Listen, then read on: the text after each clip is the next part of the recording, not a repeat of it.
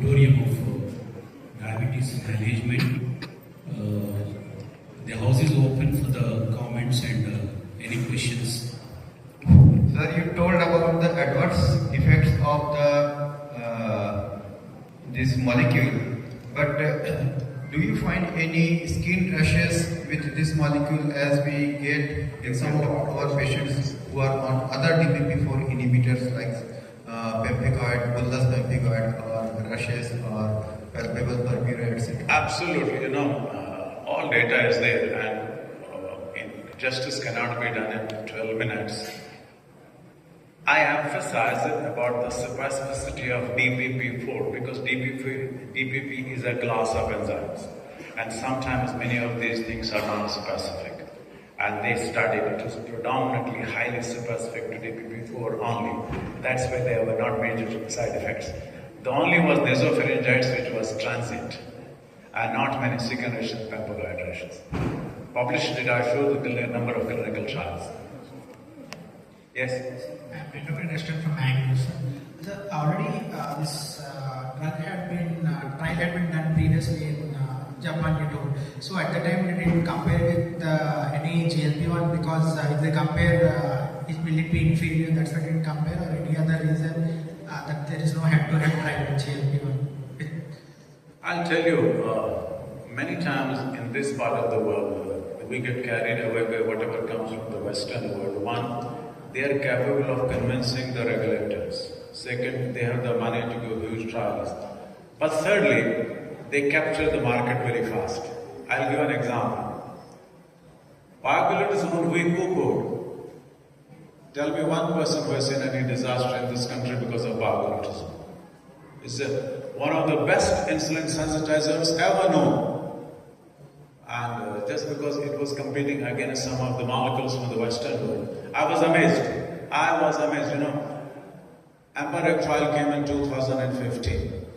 Basically a German company, Boehringer Ingelheim. And I was in a meeting in Vienna in 2016. And the AstraZeneca people organized an ad board and wanted my opinion on emphatic. I said, if you go to your basic phase 3, phase 4 clinical trials on dapagliflozin, you will find heart failure benefits, you will find renal benefits. They published this whole data, what is happening in the real world in the whole globe, including the Western world. That came in Lancet, August issue of 2017. Whatever data was, that is separate. In spite of this huge data about empagliflozin, American market, 88% was canagliflozin, Johnson & Johnson. So they were not looking at the empiric benefit, they were looking at their own market. Vildagliptin, they never allowed to enter in the United States. The best oral sulfonylurea glycoside, they never, because it came from Paris. So the point is, that's what initially insisted. We gonna shoot half of the mankind. If you look at just India and China, we are not somebody. We are half of the world. I showed that. So we need to also have a look at these molecules on our own, which are better for our own people. And I give a classical example of Trelagliptin, which initially we poo-pooed for the first couple of years. But then look back at the last 1 decade, 110 companies sold their drug. And we saw a comparable benefit to acetagliptin, which was 8 times more costly then. And one more question, sir. Are there any points supporting to keep it as second line rather than GLP-1?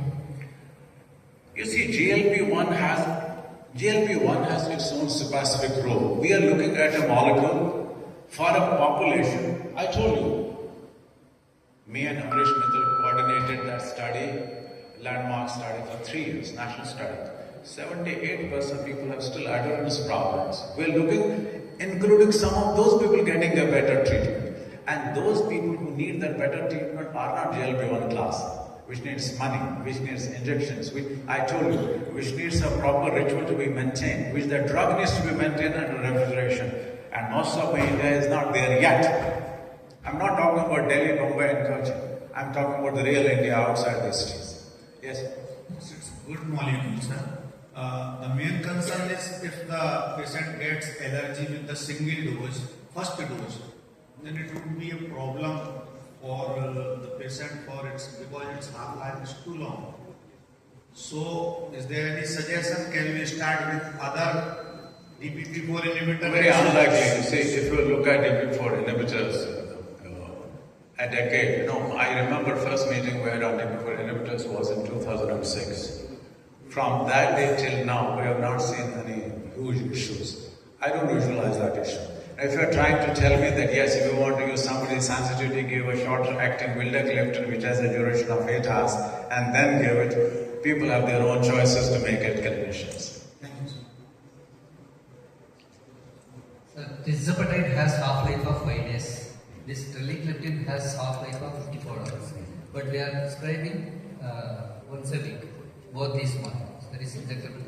What is the rationale behind this? You see, fundamentally what you mean by a half-life for any particular drug is how long it will take to wash out the drug from the system. And on an average, it would take 3 to 5 half-lives to wash out that drug completely. If you remember, if you are listening to me, what I was telling you just now, today a paper came, can those GLP-1 receptor agonists be given after every 15 days? Paper published this morning only. That's why I said newer thoughts, newer problems, where to keep our eyes open and where to do good for today. Thank you, sir. And this is the good for today, Trelagliptin. God bless you. Thank you. We are exceeding the time. Can we combine with insulin, sir?